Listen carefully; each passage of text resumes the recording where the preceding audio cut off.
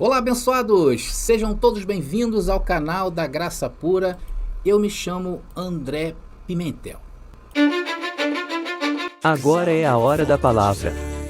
Bom, abençoados, vamos começar, analisando lá o texto, ou voltando ao texto inicial, em que nós trouxemos informações sobre essa mensagem, está ali, aparecendo para você, eu abordei lá aquelas palavras que vocês estão vendo, né? Pela mesma palavra, os céus e a terra que agora existem foram reservados para o fogo e estão guardados para o dia do julgamento, quando todos os perversos serão destruídos. Logo, amados, não se esqueçam disto, para o Senhor um dia é como 1000 anos, e 1000 anos é como um dia. E é claro que existe toda essa continuação, mas vamos aqui, vou deixar um pouquinho para que vocês vejam. Tá? Quem são os perversos desse texto? Senão aqueles que mataram o Messias. Aqui não está se referindo a qualquer tipo de perversos ou a qualquer tipo de perversidade, tá? Aqui está se referindo a um povo que durante o seu processo de existência daqueles dias, o Israel bíblico, eles foram perversos, houve gerações perversas. E a geração de Yahshua, de Jesus, foi a mais perversa de todas elas. Sobre esta geração cairia toda essa profecia. Vamos ver onde Jesus falou isso? Está lá em Mateus capítulo 23, versículo 35 e 36, que diz: para que sobre vós caia todo o sangue justo que foi derramado sobre a terra. Entendendo terra, tá, abençoado? A terra é aí a terra prometida, tá? Lembrando sempre disso, estamos dentro de um contexto rígido judaico. Desde o sangue de Abel, o justo, até o sangue de Zacarias, filho de Baraquias, que matastes entre o santuário e o altar. Em verdade vos digo, Jesus não mente, né, abençoado? Que todas estas coisas hão de vir sobre esta geração. Se você ler aí todo o compêndio, todo o capítulo 23 de Mateus, você vai ver quantas vezes o Senhor falou a palavra ai. Ai de vós, escribas e fariseus, ai de vós. Então, ali, Yahshua mostra toda a fúria de Deus para com essa nação. Então, o nosso entendimento aqui, queridos, não pode ser os perversos de hoje, tá? E muito menos os de amanhã. Porque perversidade, abençoado, sempre existirá a perversidade da carne humana, se assim não for tratada adequadamente dentro da visão correta da palavra.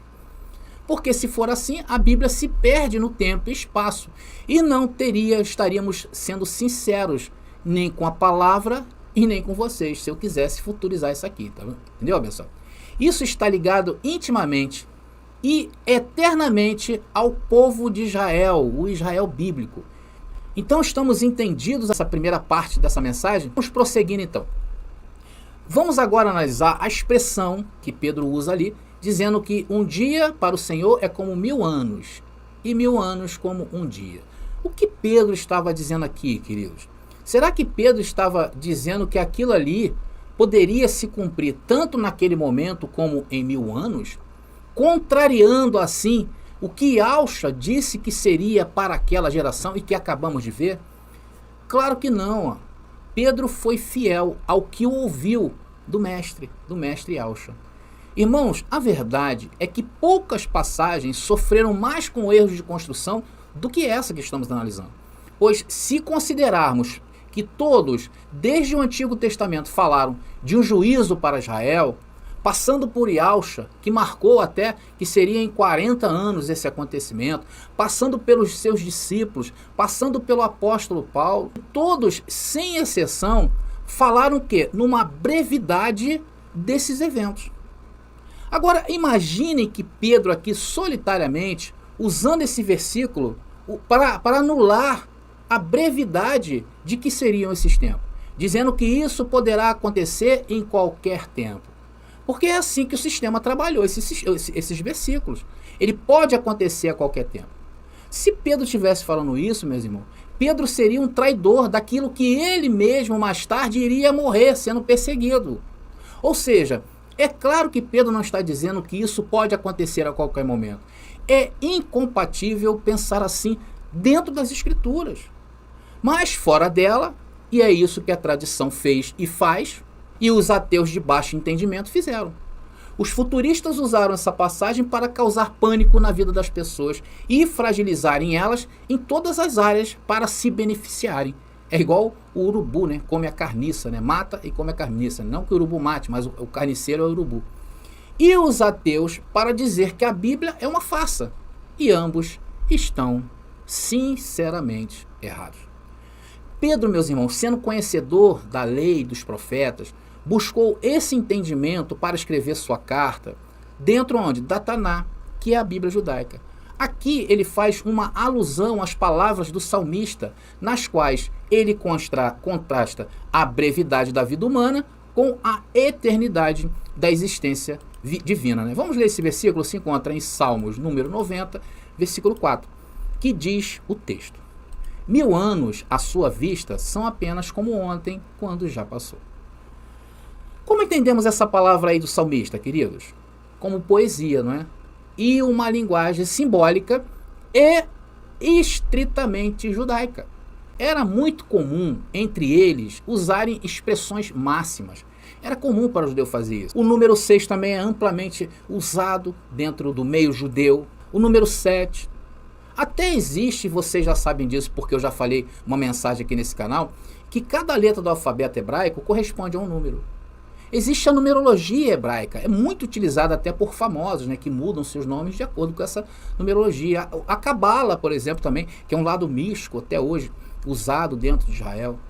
Então existia e existe entre eles essa questão muito forte entre os números. E se buscarmos o contexto desta carta de Pedro, havia alguns que já estavam apostatando da fé de Cristo. Ou seja, o tempo para eles rugia diferente de nós. Tempo para eles era contra eles. Então isso causava uma apostasia. Nunca vai vir, né? Fala que está vindo em breve nunca vem. E eles acabavam, muitos deles, voltando ao judaísmo. Então Pedro aqui usa essa expressão. É como se ele estivesse dizendo o seguinte: olha, o Senhor tarda, mas não falha. Não desanimem. Enfim, todos esses argumentos eram usados para manter o povo o quê? Ligado a essa vinda que seria de forma eminente e breve. Agora, certamente, atenção no que eu vou falar, seria o cúmulo do absurdo considerar essa imagem poética sublime como um cálculo para a medida divina no tempo, ou como uma justificativa para desconsiderar totalmente as definições de tempo nas predições e promessas de Deus. Isso é muito sério. No entanto, não é incomum para o sistema citar essas palavras como argumentos ou desculpas para a total desconsideração do elemento do tempo nos escritos proféticos. Uma descontextualização. Mas o cristianismo tradicional tem um tratamento arbitrário e fora do contexto bíblico de dizer que tais notas de tempo profético pode ser entendida dessa maneira. Olha só o que eles acham, abençoados. Um verdadeiro absurdo. Eu vou colocar para vocês ver como a teologia se comporta em relação à questão do tempo bíblico. Olha só. Então a questão do tempo bíblico para a teologia do cristianismo tradicional é isso aí. Em breve pode significar tarde. Próximo pode significar distante. Curto pode significar longo e vice-versa. Meus irmãos, quando se assume, atenção, esse tipo de pensamento para a interpretação bíblica, que é, de certa forma, errada, aí usam esses argumentos para dizer que as coisas ainda irão acontecer. Porque eles falam assim: olha, para o Senhor um dia é como 1000 anos, e 1000 anos como um dia. E se o sistema religioso pensa assim, meus irmãos, eles batem de frente com as escrituras. Porque o que mais vemos sobre a parousia, ou a vinda de Yahshua, são afirmações de que isto aconteceria como o mais próximo possível. Eles batem de frente com a lei e os profetas. Eles batem de frente com o que Yahshua falou. Mas é isto mesmo que fazem o tempo todo. E eu tenho mostrado isso aqui no canal. Eles se valem da história deles. Eles se valem da tradição. Eles se valem de suas instituições poderosas, alencadas ao poder, do que simplesmente pela exegese bíblica. Eles não se valem pela exegese bíblica. O mesmo mau entendimento, o sistema usa essa tradução suja para 2 Tessalonicenses capítulo 2, em que Paulo também fala sobre essa questão tempo. Eles usam esse mesmo tipo de argumento. Irmãos, eu sinceramente, eu acho desnecessário aqui de repudiar de maneira mais forte um método que eles usam, não natural, de interpretar a linguagem das escrituras, como eles fazem. Essa interpretação é pior do que não gramatical e irracional, chegando a ser imoral, um estupro textual e anacrônico. É o mesmo que sugerir que Deus tem 2 pesos e 2 medidas em suas relações com os homens. Imagina se Deus, confunde seus filhos com tempos eternos e tempos humanos. Se Deus usasse disto, seria uma covardia conosco. E que em seu modo de calcular há uma ambiguidade, uma variabilidade que tornam impossível de dizer em que tempo o Espírito de Cristo nos profetas pode significar. Fica impossível. Por isso que eles estão sempre empurrando com a barriga. Por isso que quando acontece catástrofe, quando eles conseguem enxergar uma pontinha de texto bíblico, eles vão lá e dizem, não, olha agora. Ou seja, parece implicar que um dia pode não significar um dia, nem 1000 anos por 1000 anos, mas que pode ser o outro, em que curto não pode significar curto, e assim por diante, uma tremenda de uma confusão. Se não fosse assim, não haveria interpretação possível de profecia nenhuma na Bíblia. Se aplicarmos essa lógica do cristianismo tradicional, a Bíblia estaria em conflitos. E aí entra quem? Os ateus, os de outras religiões. Por isso que muitos começam tão bem na graça e agora estão espalhados e tentando espalhar. Se pensarmos assim, estaríamos privados de toda e qualquer precisão e até de toda credibilidade. Meus irmãos, se houvesse tanta ambiguidade e incerteza em relação ao tempo, aqui na carta de Pedro, lá na carta de Paulo que eu citei em Tessalonicenses, pode haver menos ambiguidade e incerteza em relação a todo o resto. Se você desconfia de um versículo da palavra, cai por terra a palavra. É uma confusão, gera uma confusão. Por isso que eles do sistema religioso estão em confusão doutrinal. Muitos batizam assim, outros batizam assados, outros usam costumes antigos, outros até muito moderno, que eu acho. Uns falam que é trindade, outros falam que é triunidade. Uns colocam imagens, outros se dividem e se dividem e se dividem. Por que acontece isso entre eles?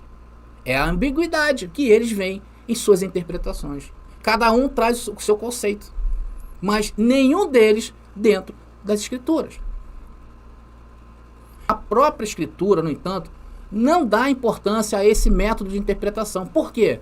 Porque a fidelidade de Deus é um dos atributos mais frequentemente atribuídos ao Deus que guarda os convênios e seus pactos. E a fidelidade divina é o que o apóstolo Pedro afirma nesta mesma passagem. Querem ver? 2 Pedro capítulo 3, versículo 3 e 4. Vou colocar para vocês aí. Sabendo primeiro isto, que nos últimos dias virão escarnecedores andando segundo as suas próprias concupiscências. E dizendo, onde está a promessa da sua vinda? O que Pedro está fazendo aqui? Zombando dos escarnecedores que impugnaram a fidelidade de Deus. E pergunta o quê? Onde está a promessa da sua vinda? Então no verso 9, Pedro faz uma resposta aqui para eles. Está aqui, 2 Pedro capítulo 3, versículo 9. O Senhor não retarda a sua promessa, ainda que alguns a tenham por tardia. Ou seja, não há inconsistência nem esquecimento nele. O lapso de tempo não invalida a sua palavra. A sua promessa é certa, seja para o próximo ou para o distante, para o dia de hoje ou de amanhã, ou para os próximos 1000 anos. Para ele, um dia e 1000 anos são semelhantes, ou seja, a promessa que vence em um dia será realizada pontualmente, e a promessa que vencerá em 1000 anos será realizada com igual pontualidade, sem deixar ambiguidades de pensamentos. A duração do tempo não faz diferença para ele e nem anulou o que se cumpriu, pois se cumpriu no tempo certo. Então ele não falsificará a promessa que tem apenas um dia para ser cumprido, nem esquecerá a promessa que se refere a 1000 anos depois. Longo ou curto, um dia ou uma idade, não afeta a fidelidade de Deus, e glória a Deus, é nisto que nós confiamos. O Senhor não retarda a sua promessa, Ele mantém a verdade para sempre. Pedro está informando, quando o Senhor promete algo, Ele vai cumprir. Ele não está dizendo que aquilo que foi prometido pode durar 1000 anos. Isso seria uma negligência e uma quebra de promessa dita pelo Senhor, amplamente na palavra. Deus não ia deixar isso acontecer. E ele está dizendo o quê? Que tarda, mas não falha. Não há um duplo sentido aqui como perto, perto longe, ou curto longo, ou breve longo. Porque isso seria dois pesos e medidas diferentes em suas relações com a humanidade. Como se Deus fosse um brincalhão com os homens. Nós não temos noção de eternidade. Nós trabalhamos em horas, em minutos, em tempo humano. Deus jamais ia usar um tempo eterno para se referir a algo que ele prometeu a ti. Não! Mas vocês já viram que é assim que o sistema pensa, não é verdade? Eles falam assim, olha, Deus prometeu, ele vai cumprir. Não é assim que eles falam? Porém, para Deus, um dia é como 1000 anos. Isso é jogar um balde de água fria na pessoa, sim ou não? Por isso que muitos hoje se encontram, meu irmão, desenganados do Deus verdadeiro, do Deus da Bíblia, que é eterno e vive para sempre. Hoje eles conhecem o Deus da religião, o Deus do sistema, o Deus da denominação A, o Deus da facção B. E também por causa desse entendimento torto, os ateus de baixa qualidade riem da Bíblia. É evidente que o objetivo do apóstolo nesta passagem é dar a seus leitores a garantia mais forte de que a catástrofe iminente dos últimos dias estava às vésperas da realização. A veracidade e a fidelidade de Deus eram as garantias para o cumprimento pontual dessa promessa. Por isso que Pedro usou isto. Por isso que ele ter insinuado que o tempo era uma quantidade variável na promessa de Deus, como ensina a cristandade tradicional, erradamente. Se é assim desta forma, ele usa esse evento para ocultar o seu argumento e neutralizar o seu próprio ensino. Por isso que eu falei, Pedro estava sendo traidor de si mesmo? Claro que não. O Senhor não é indiferente à sua promessa. E ele cumpriu naqueles dias a sua promessa, destruindo os céus, o templo de Jerusalém, a terra que era Jerusalém, através do fogo. E que neste caso, como eu falei, tem um lado literal e simbólico, porque foi através do fogo que a cidade e o templo foram destruídos, e aquilo ali foi o juízo, o julgamento, que fala do juízo de Deus. Foi o julgamento para aquela geração perversa. E lembrou Pedro, o Senhor tarda, mas não falha, pois lembrou o Antigo Testamento, dizendo que para o Senhor o rápido é rápido, 1000 como 1 e 1 como 1000. E aconteceu, quando todos menos esperavam, na primavera do ano 70 depois de Cristo, as tropas comandadas pelo general Tito rasgou a cidade ao meio, matando mais de 1 milhão de judeus e destruindo o seu centro de poder de governo da terra e o seu governo espiritual. A terra e o céu destruído. E isso aconteceu como um ladrão na noite. E aqui, meus irmãos, eu paro com essa parte da mensagem. Mas ainda tenho outras coisas para passar para você, para falar melhor, explicar para vocês, principalmente nesse termo que eu usei aí, o ladrão da noite. Então, abençoados, estamos chegando aí ao fim de mais uma mensagem neste canal. E mais uma vez, como é lindo, né? Nós termos argumentos convincentes, sem tirar da própria palavra o brilho dela, né? Eu tenho certeza, meus irmãos, que depois desta mensagem, quando alguém do sistema religioso questionar vocês, ou mesmo um ateu desavisado, que na verdade parece mais um cristão incubado, né? Que usa a Bíblia para provar que Deus não existe, só pode ser um cristão incubado. Um ateu clássico, ele procura fora da palavra. Então eu procurei abordar com vocês esse tema. Eu tenho certeza que vocês, com essa base de hoje, refutarão com base. E essa é a nossa intenção, meus irmãos. Munir vocês de argumentos convincentes de que existe uma forma com mais qualidade de se entender as coisas de Deus dentro da palavra. Tá bom, abençoado? Só lembrando também a vocês que esse e outros temas nós temos nas nossas apostilas, tá bom? Tudo isso que foi dito e provado na palavra, inclusive os argumentos que eu uso, estão lá nessas apostilas que eu considero importantes para você. E eu tenho a certeza que aquele que se aproximar de ti será contagiado pelo bom perfume que de ti sairá. E com certeza você vai deixar um legado para que os nossos filhos e netos não se envolvam mais nesse sistema que é uma corrupção da palavra. E que até os dias de hoje nós sofremos esse impacto em nossas vidas. Eu tenho 25 anos que eu ainda trago resquícios lá da velha religião. Às vezes eu falo assim, caramba, eu poderia ter sido um ser humano melhor se não tivesse conhecido o sistema religioso. Cheio de regras, né? Conduz o homem o que é? A escravidão, ao medo. Mas o recado está dado, abençoado. E se vocês quiserem que eu volte com mais uma parte dessa incrível mensagem, deixem nos comentários o seu desejo de aprender mais dessa carta de Pedro falando da parousia do Senhor. Tá bom, abençoados? Então, é como eu sempre falo, abençoados, eu vou ficando por aqui, tá? Graça e paz e até a nossa próxima mensagem. Descubra 33 Maneiras de Matar o Diabo, uma obra corajosa de André Pimentel, que explora as 33 passagens bíblicas que mencionam o temido diabo. Desvende os mistérios, enfrente dogmas e desafie crenças arraigadas. Cada página é uma revelação, cada passagem um convite à compreensão profunda. Não tema o desconhecido, abrace-o. Adquira o livro agora no WhatsApp 21 979 87 46 68 e embarque nessa jornada reveladora.